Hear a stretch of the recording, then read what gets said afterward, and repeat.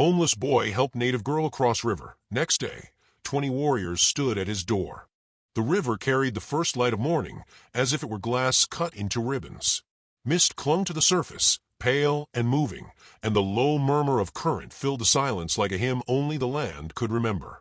A boy lay not far from its edge, stretched upon the ground with nothing but a wool blanket around his shoulders.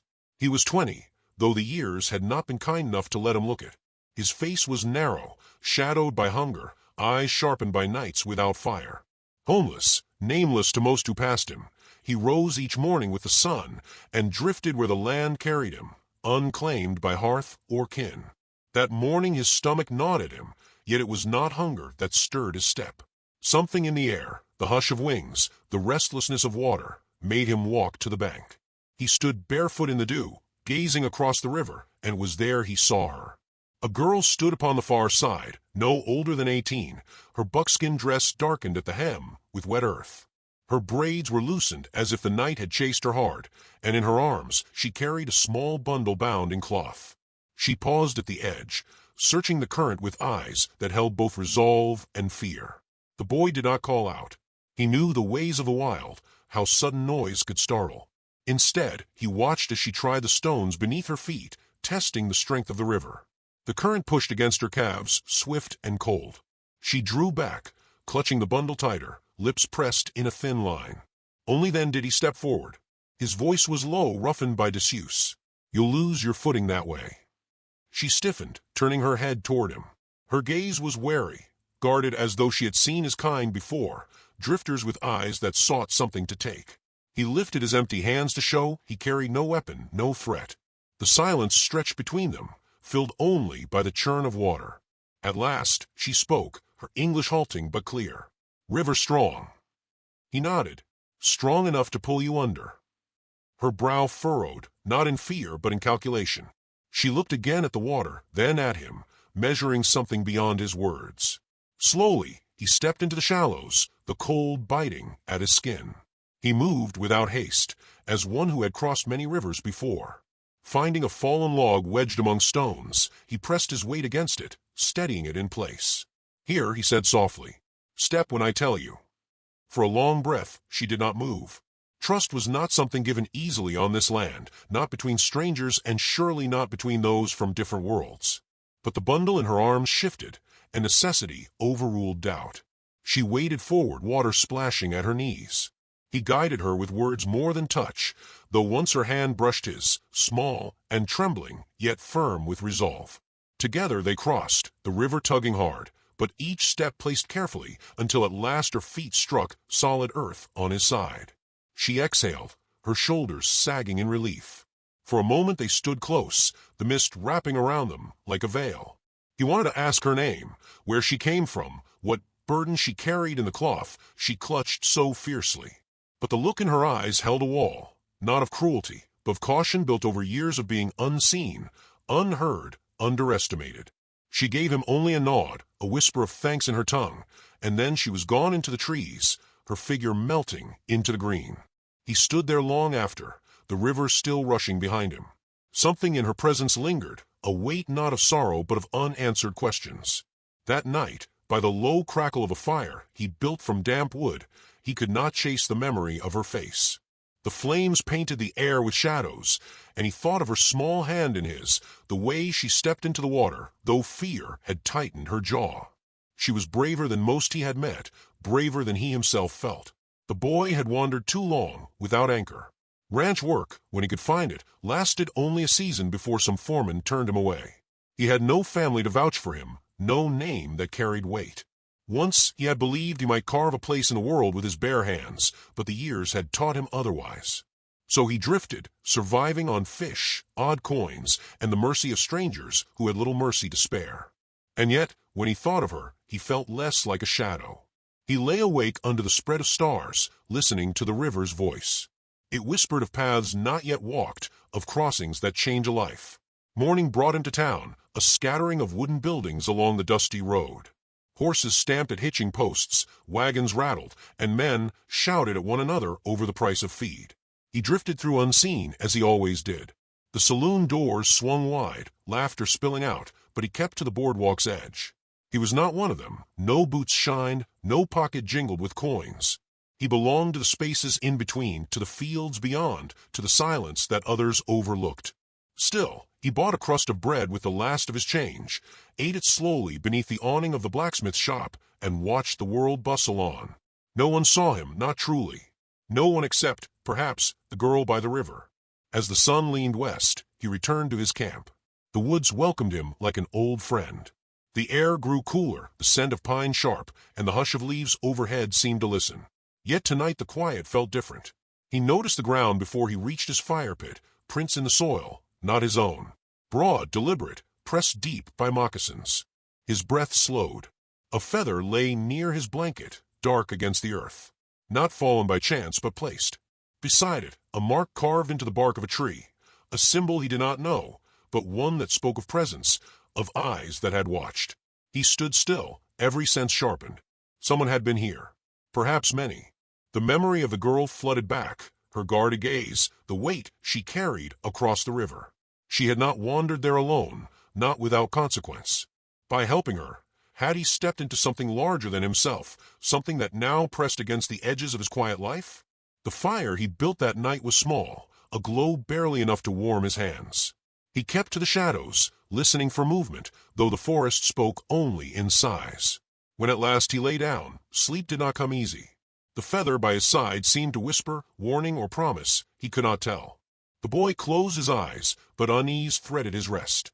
Somewhere in the dark, footsteps might already be drawing near, and the river that had once carried a girl into his world might yet carry 20 more. And still, beneath the fear, there lingered something else, a quiet certainty that the brief touch of her hand had set the course of his life in motion. He did not know what waited in the days to come, only that the land had shifted.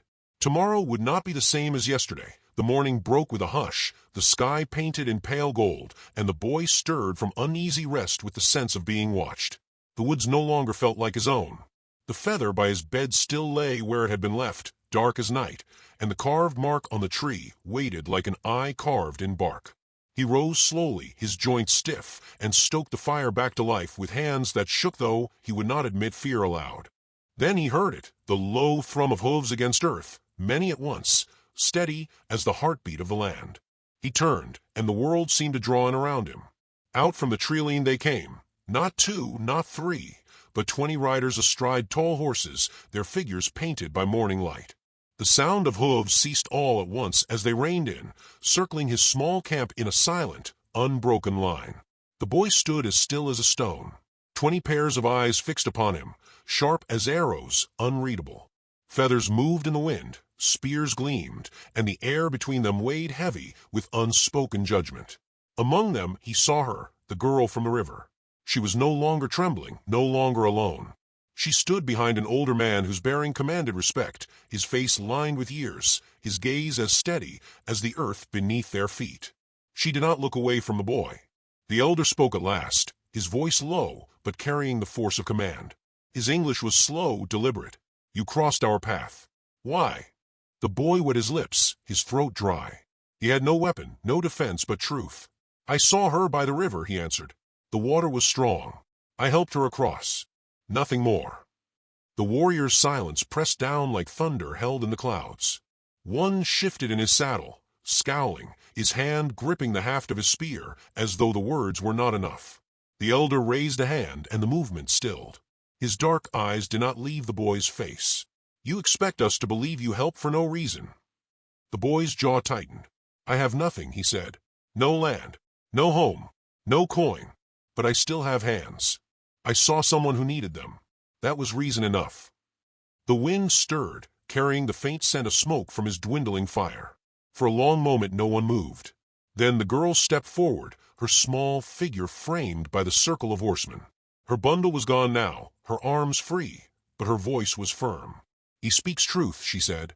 "He did not ask me for anything. Without him I would not have crossed. Without crossing, my brother would have no medicine. He lives because of this man."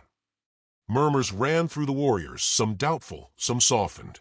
The elder's eyes narrowed, studying not her but the boy, as though searching for cracks in his soul. Another warrior, younger, fiercer, snapped out words in their tongue, his voice hot with anger.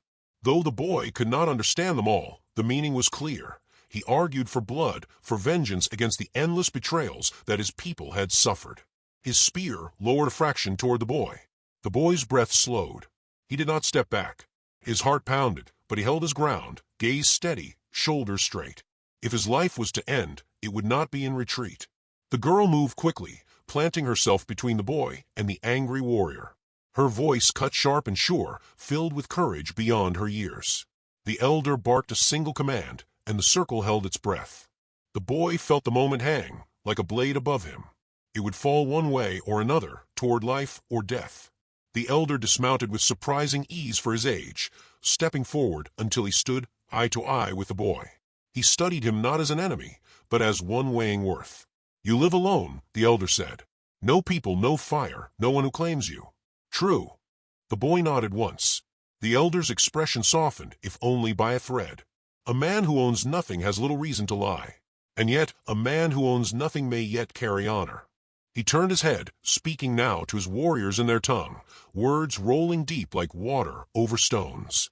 The younger man lowered his spear reluctantly, though his glare burned still. At last the elder returned his gaze to the boy. "You may live," he said, "not as shadow, not as thief. If you choose, you may sit at our fire tonight." The boy blinked, the weight of the words sinking into him like rain into dry soil. He had expected the end, and instead was offered a place, if only for a night, by those who had no reason to spare him. The girl's eyes met his, and in them was something new. Not only gratitude, but a quiet recognition, as if she saw in him the same loneliness that lived in her own bones. The warriors broke the circle, riding back toward their lodges, the earth trembling under their passage. The elder mounted again, and with a simple gesture, the boy was beckoned to follow. He walked behind them, his feet unsteady, yet each step felt like crossing another river, one he had never dared imagine. When they reached the camp, the sight unfolded like a dream. Lodges rose against a plain, smoke curling into the evening sky, children darting between fires, and women tending to pots that smelled of roots and meat. The boy felt the weight of many eyes upon him, some curious, some mistrustful, yet none turned him away. By the fire that night he sat among them, his hands wrapped around a bowl of stew hotter than anything he had tasted in months. The flames painted faces in shifting light, voices rose in laughter and story, and for the first time in years he was not alone in the dark. The girl sat near, not beside him, but near enough that he could feel her presence.